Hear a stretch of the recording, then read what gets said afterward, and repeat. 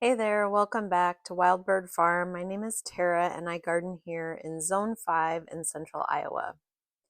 We are heading into the last couple weeks in September, which is probably 2 to 3 weeks out from the end of my season before we see that first frost. So I thought I would do a quick high-level recap today. We'll probably dig into some of these things in more detail throughout the winter months. But for now, here's a high-level recap of my season and how I pivoted this year and what my plans are for next year. Thanks for joining me today. I hope you enjoy.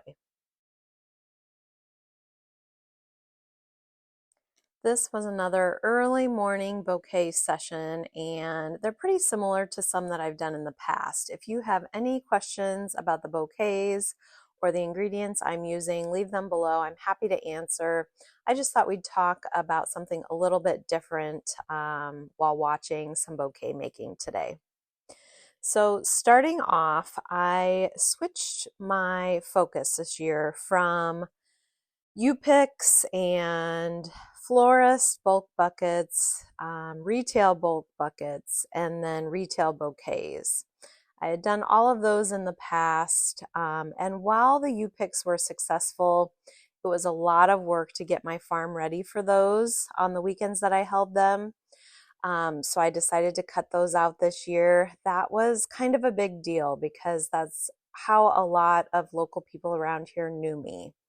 The second thing I decided wasn't working very well for me this season were florist requests. And this kind of culminated in a variety of reasons. My off-farm job does not allow me to pick really same day for florists, and that's what a couple of them kept requesting, even though I was pretty clear that I needed 48 hours notice. There's a florist or two that just thought that they should really get the bottom line in pricing for some of my products, and that just isn't really in my business plan. And then finally, a florist I had worked with a lot in the past couple of years just sort of vanished off the planet. So where I could guarantee probably 2 to 4 buckets for her each week, that just sort of evaporated. And that was a pretty clear sign to me that florists are not my ideal buyer. So I leaned very heavily into retail bouquets. I did a couple of bulk buckets, especially earlier in the season, for some retail customers that wanted to do DIY buckets for events. So I'll still continue to do those upon request. I definitely had some requests for bigger bouquets, either like a sympathy bouquet or a special occasion. I'll do those also by request, but I think I'm going to not do a lot of marketing around those unless I have a big excess of flowers. So this year I focused on retail bouquets for a grocery store. I this grocery store is in a small town, but I would say generally the population has some excess income, so bouquets have done really well there.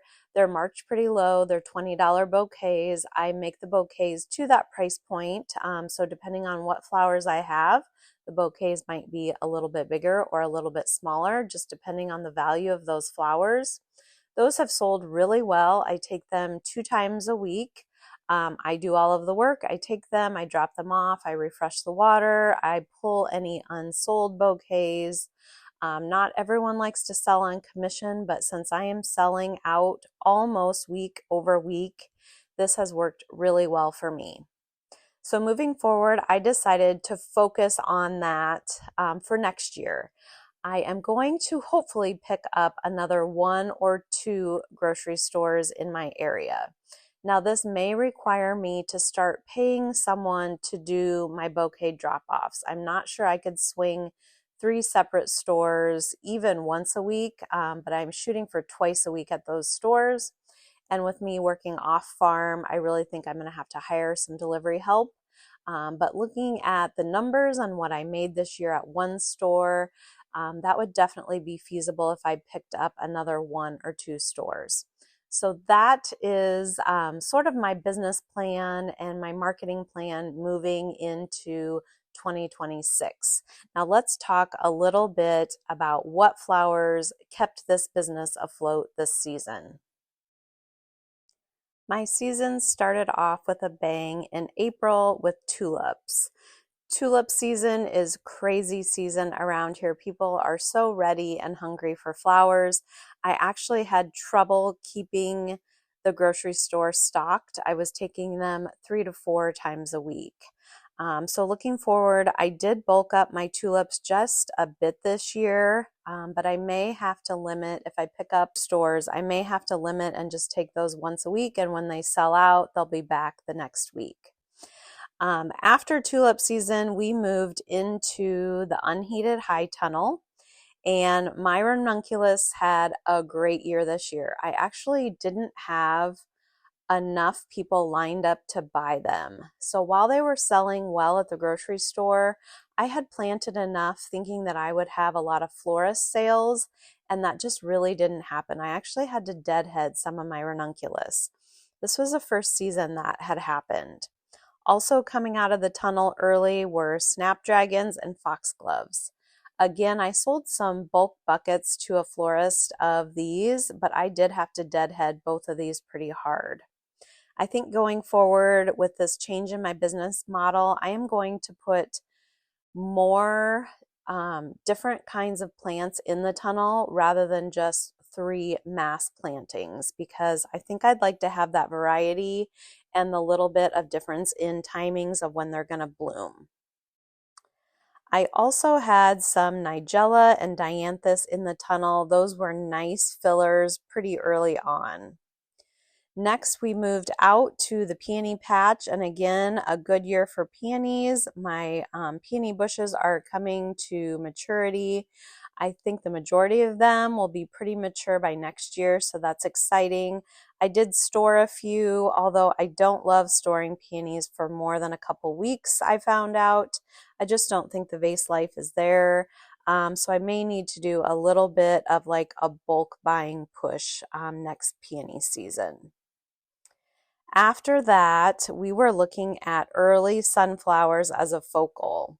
I didn't really push my zinnias this year. I held them back a little bit, so they were not blooming as early as my earliest sunflowers. Anise hyssop and some cress were great fillers in this early season. Now, coming around a little bit to closer to the 4th of July, I made a note where I always note things for the farm, and that was that I didn't have any red for the 4th of July this year. And I've done that in the past. I've had snapdragons. I've pushed for early zinnias that were red. This year, I just didn't do that because the 4th of July is kind of the start of my summer lull.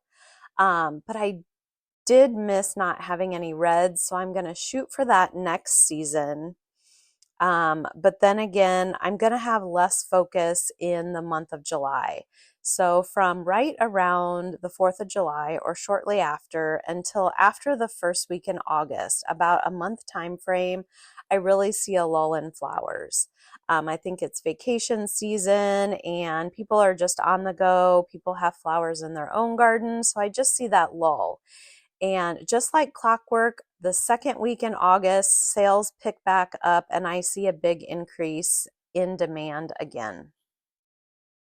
I'm going to take this into consideration even more next year because since I'm not doing U-picks, I don't need a lot of those July flowers that I've always felt like I needed before. Now, I did not plant Lisianthus for the first time this year, and I did not find that I missed it as far as having a focal flower available during that time of year. I have lots of sunflowers, even the dahlias are starting. If I could keep the bugs off the zinnias, I'd have zinnias then. So I'm just not finding that a higher priced crop like Lisianthus is really needed when I'm doing market bouquets that I have to keep at that $20 price point. Now, some important fillers in this summer season were straw flowers, annual scabiosa, perennial scabiosa. My status did horrible this year, I think because of all the rain. That's definitely a standard for me, and I will plant that again. The late spring perennial game is also very important to me. I have lupin, baptisia, and other things blooming that I really like to take advantage of from my perennial rows. So as we move into midsummer, the dahlias are starting. I have my sunflower successions. The cosmos are finally pushing some blooms for me. Before the blooms, I did use some of the greenery in bouquets. I planted a lot of white swan marigolds this year, and while they are pretty small compared to some of the giant varieties that are out now for cut flowers, I really use those white swans a lot as accent flowers. Sweet Annie and Feverfew were some of my top filler and greenery for the season.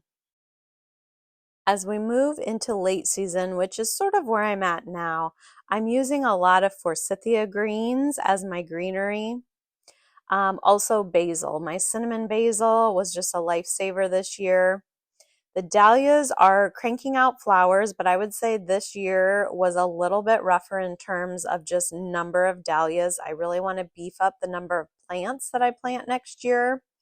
Also, I skipped a sunflower succession, and that really hurt me because it also came at the same time as the corn rootworm beetle really destroyed some of the plants.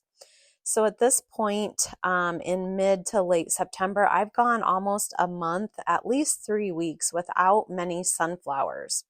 And generally, I would take sunflowers and dahlias as my focal. So I'm missing those this year. Now, I do have 2 more small successions that haven't bloomed yet. I looked at them yesterday. They don't look too bug bitten yet. But we will see if they are going to turn out to be usable stems for me. One other thing I have out in my field that is really a nice filler that's a perennial is autumn joy sedum. I'm using some in these bouquets today, and I've been using it for weeks. I'll use it when it's green, I'll use it when it's pink, and then as it turns to that dark maroon color, I will still be using it. So that's definitely a good perennial to check out.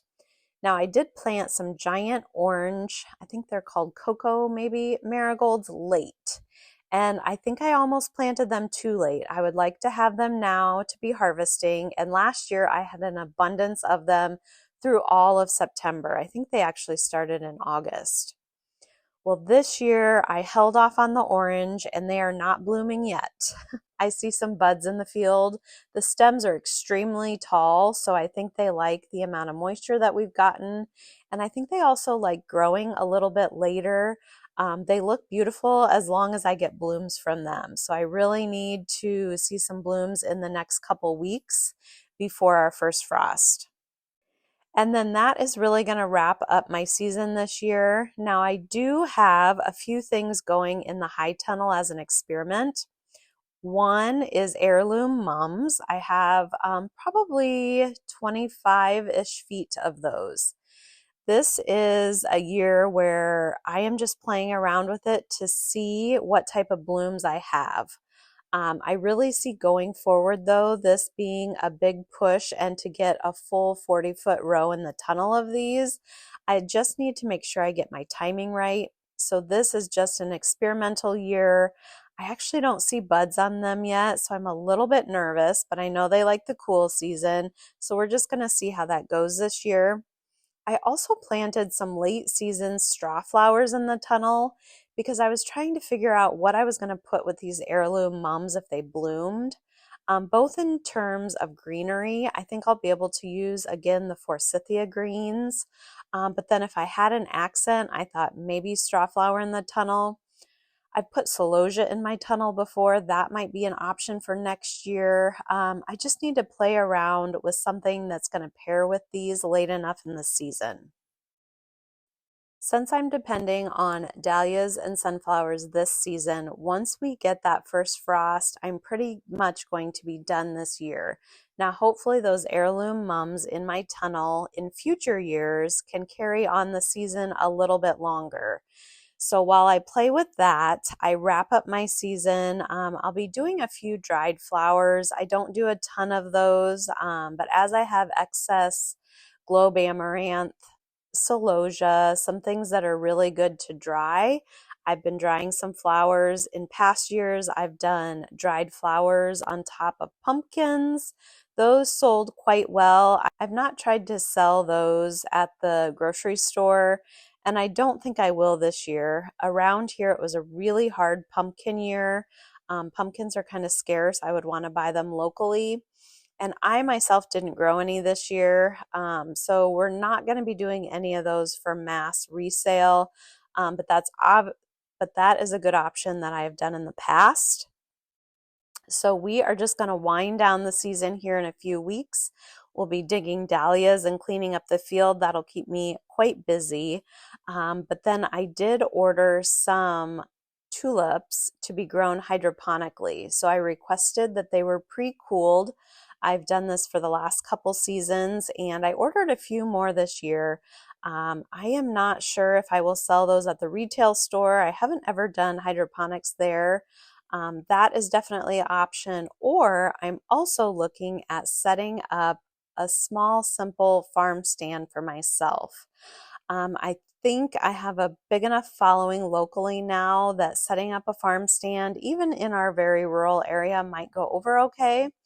And if I keep it simple and keep the cost low, I thought I could try it in the spring and just see how it goes. So that'll be another option for me going forward next year.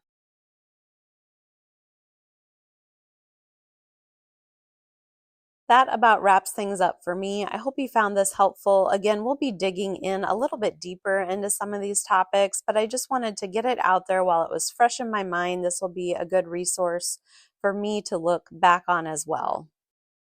Let me know what's keeping you busy these days, and I'll see you soon.